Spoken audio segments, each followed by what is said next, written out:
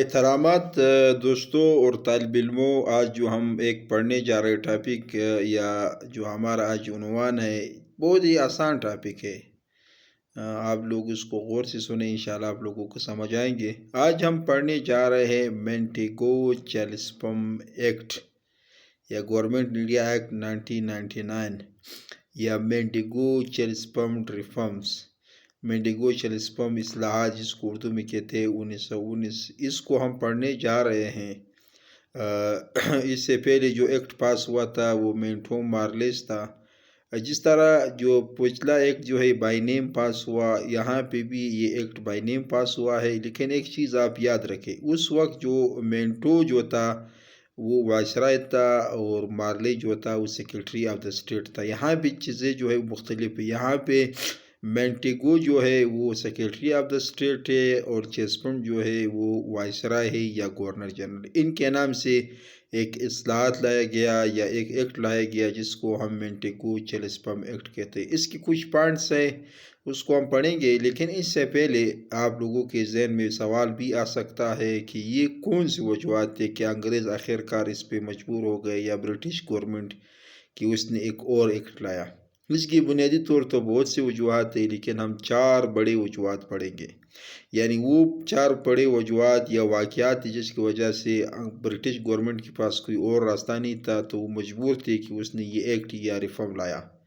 جو سب سے پہلی وجہ کیا ہے؟ لکھنؤ ایکٹ۔ یعنی آپ کو معلوم ہے کہ پچھلے لیکچرز میں ہم نے پڑھا تھا کہ تاریخ میں پہلے بار کانگریس اور مسلم لیگ ایک پلیٹ فارم پہ آ گئے اور ان کے مطالبات بھی مشترکہ تھے، تو انگریز مجبور تھے کہ وہ مزید اصلاحات لائے۔ تو یہ کیا لکھنؤ ایکٹ ایک وجہ ہے اس ایکٹ لانے میں۔ دوسری وجہ کیا ہے؟ خلافت موومنٹ۔ آپ کو معلوم ہے کہ اس وقت خلافت تحریک بھی شروع ہوا تھا، جس کو ہم نیکسٹ ٹاپک میں پڑھیں گے ڈیٹیل کے ساتھ، یہ وضاحت کے ساتھ۔ تو اس کی وجہ سے بھی برطانیہ پہ بہت زیادہ پریشر تھا اور وہ چاہتے تھے کہ جلد از جلد ایک ایکٹ لایا جائے۔ تیسری وجہ کیا ہے دوستوں اور طالب علموں؟ تیسری وجہ جو ہے وہ ہوم رول لیگ۔ ہندوستان میں کچھ لوگ تھے اور ایک باہر سے ایک عورت آئی تھی اینی بسنت، اس نے ایک تحریک شروع کیا تھا کہ ہمارے ہندوستان میں لوگوں کی حکمرانی ہوگی، سیلف گورنمنٹس ہوں گے، تو وہ بھی اس پہ لوگ ایک پریشر تھا۔ اور سب سے اہم وجہ یا جس کو وقتی وجہ یا فوراً وجہ جس کو ہم کہتے ہیں امیڈیٹ کاز، وہ کیا ہے؟ First world war. آپ کو معلوم ہے کہ پہلی جنگ عظیم 1914 سے 1918 تک جاری تھی، جس میں برطانیہ بھی حصہ تھا اور وہ ہندوستان کے لوگوں سے کیا مانگ رہے تھے؟ ہیلپ مانگ رہے تھے، مدد مانگ رہے تھے، اور اس کے بدلے میں وہ اصلاحات لانا چاہتے تھے۔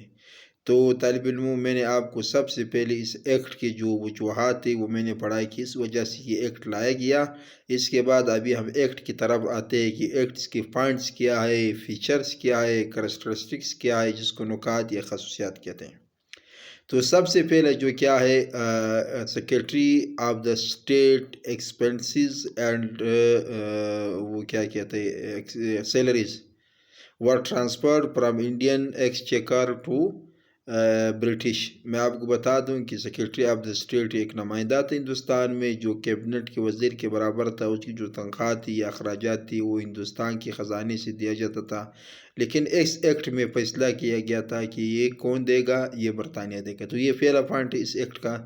دوسرا پوائنٹ کیا ہے؟ سیپریٹ الیکٹوریٹ ور مینٹینڈ، یعنی جداگانہ انتخابات جو مسلمانوں کی ایک ڈیمانڈ تھی اس کو برقرار رکھا۔ 1919 میں اس کو دیا تھا، پھر کانگریس بھی مان گئی لکھنؤ ایکٹ میں، ابھی اس کو برقرار رکھا۔ تیسرا پوائنٹ کیا ہے؟ پہلی بار ہمارا جو سینٹرل اسمبلی ہے وہ بائی کیمرل ہوں گے۔ بائی کس کو کہتے ہیں؟ 2 کو کہتے ہیں۔ کیمرل ہاؤس کو کہتے ہیں، یعنی 2 ایوانی، یعنی ہندوستان کا جو پارلیمنٹ ہوگا وہ 2 ایوانی پہ ہوگا۔ ایک کا نام ہوگا house council of the state, جس کو موجودہ دور میں ہم ایوان بالا یا سینٹ کہتے ہیں، اس کے 60 ممبر ہوں گے۔ اس 60 ممبر میں جو ہے وہ 33 ممبر جو ہے وہ الیکشن کے ذریعے آئیں گے، باقی 27 ممبر جو ہے وہ گورنر منتخب کریں گے، وائسرائے سوری۔ دوسرا جو ہے لوور ہاؤس یا جس کو فیڈرل اسمبلی کہتے ہیں، اس کے جو ممبرز ہیں وہ 145 ہوں گے۔ اس 145 میں جو ہے وہ 104 بعض کہتے ہیں 101 جو ہے وہ الیکشن کے ذریعے آئیں گے، باقی جو ہے گورنر منتخب کریں گے۔ یعنی تیسرا پوائنٹ کیا ہے؟ بائی کیمرل، کہ ایوان جو ہے پارلیمنٹ 2 ہاؤس پہ مشتمل ہوگا، ایک ایوان بالا جس کو کونسل آف دا اسٹیٹ کہتے ہیں اور ایک ایوان زیر جس کو آج کل ہم نیشنل اسمبلی کہتے ہیں، اس وقت فیڈرل اسمبلی اس کو کہتے تھے۔ پھر اس کے بعد پاورز، گورنر کو بہت زیادہ اختیارات دیے گئے کہ کوئی بھی قانون اس کے بغیر پاس نہیں ہو سکتا، کوئی بھی ایکٹ نہیں لایا جا سکتا. تو یہ بھی ایک امپورٹنٹ پوائنٹس تھا کہ جو ایگزیکٹو کا سربراہ ہوگا وہ گورنر ہوگا صوبوں میں، اور مرکز میں جو ہے وہ وائسرائے ہوگا. اس کے ساتھ ہمارا جو نیکسٹ پوائنٹ ہے وہ کیا تھا، ڈائرکی. یہ چیز آپ لوگ یاد رکھیے، بہت ہی امپورٹنٹ، بہت ہی ضروری چیز ہے. اکثر لوگ اس کو نہیں سمجھتے ہیں اور یہ بہت امپورٹنٹ ہے. تو ڈائرکی مطلب یہ تھا، جس طرح آج کل اگر الیکشن ہو جائے، جو پارٹی اکثریت میں آ جاتے تو وزراء اعلیٰ جب بن جاتے تو وہ اپنا کیبنٹ بنائیں گے. تو ان لوگوں نے اس ایکٹ میں ایک چیز لایا تھا، ڈائرکی یا دو عملی جس کو ہم کہتے ہیں. اس میں یہ فیصلہ کیا گیا تھا کہ جو صوبوں میں جب گورنر کیبنٹ بنائیں گے تو وہ کیبنٹ دو حصوں میں مشتمل ہوگا. ڈائی معنی دو، ایرکی معنی عمل، یعنی اس سے نکلا ڈائرکی.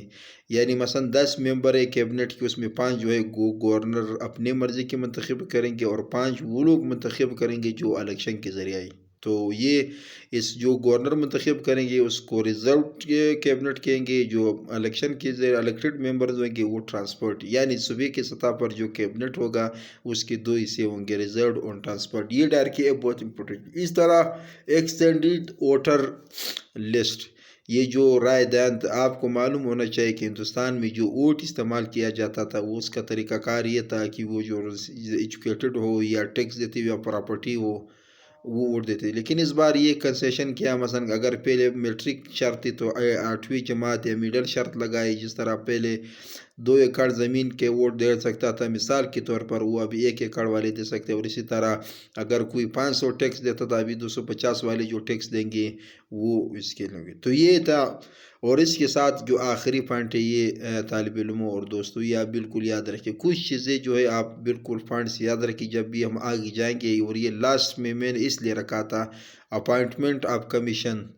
ایک کمیشن جو ہے وہ تقرری ہوگی آفٹر 10 ایئرس، یعنی 10 سال کے بعد برطانیہ جو وہ کمیشن بنائیں گے اور وہ یہ دیکھیں گے کہ یہ ایکٹ کہاں تک کامیاب ہوا اور کہاں تک ناکام ہو گئی. کب بنائیں گے؟ 10 سال کے بعد بنائیں گے. صحیح. تو یہ جو ہے آج ہمارا ٹاپک تھا، اور یہ لاسٹ پوائنٹ آپ لوگ بالکل یاد رکھیں. پھر جب ہم نیکسٹ ایک ٹاپک بڑھیں گے تو اس کے ساتھ ہم لنک کریں گے، یعنی apartment of commission after 10 years, 10 سال کے بعد ایک کمیشن بنایا جائے گا. اس کا جو بنیادی مقصد ہے وہ دیکھیں گے کہ یہ ایکٹ کہاں تک کامیاب ہوا ہے کہ ناکام ہے. تو دوستو آج ہم نے 2 چیزیں پڑھی کہ اس ایکٹ کے لانے میں کون سے وجوہات تھے یا واقعات جس کی وجہ سے ایکٹ لایا، وہ ہم نے 4 پڑھے تھے. پھر اس کے بعد جو ایکٹ کے پوائنٹس تھے وہ ہم نے پڑھے تھے. پھر جب آپ آ جاتے ہو ایکٹس پر، اگر آپ تنقید کریں گے تو اس میں سب سے بڑی تنقید یہ ہے کہ زیادہ سے زیادہ جو پاور تھے وہ گورنر کو دیے تھے صوبوں میں، اور مرکز میں وائسرائے کو دیے. یہ زیادہ کرٹیسزم ہے. لیکن اس کے ساتھ یہ ہے کہ جو الیکشن کے ذریعے منتخب کے لوگوں کو تعداد ابھی بڑھا دیا گیا، یہ اس کا پازیٹیو پوائنٹ سے، اور بھی آپ اس پہ کرٹیسزم کر سکتے ہیں. اچھا، ایک چیز پچھلے لیکچرز لکھنؤ پیکٹ اگر آپ لوگوں نے سنا ہوگا، اس میں ایک چیز میں بھول گیا، وہ میں آپ کو بتانا چاہتا ہوں. اس میں ایک پوائنٹ تھا ویٹیج فارمولا. ویٹیج فارمولا میں یہ کہا گیا تھا کہ جہاں مسلمان اکثریت میں ہے، جس طرح پنجاب اور بنگال، وہاں پہ مسلمانوں کو کم نمائندگی دیا جائے گا، جہاں اقلیت میں زیادہ نمائندگی دیا جائے گا. اس ویٹیج فارمولے کی بنیاد پر مسلم لیگ وہ 2 حصوں میں تقسیم ہو گیا. ایک شفیع کا گروپ بن گیا، شفیع، اور ایک بعد دوسرا جناب لیاقت علی خان کے گروپ بن گیا تھا.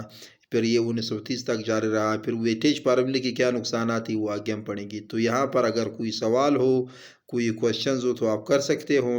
اور انشاءاللہ جلد جلد میں کوشش کروں گا کہ ہم بلیک بورڈ کا استعمال کریں. پھر میں شاید دوبارہ سے نئے سرے سے شروع کروں تو ہم بلیک بورڈز بھی استعمال کریں گے. اس میں پوائنٹس، واقعات، کانسیکوینسز، یہ ساری چیزیں آپ لوگوں کے لیے میں ڈیٹیل کے ساتھ پڑھاؤں گا. بہت شکریہ.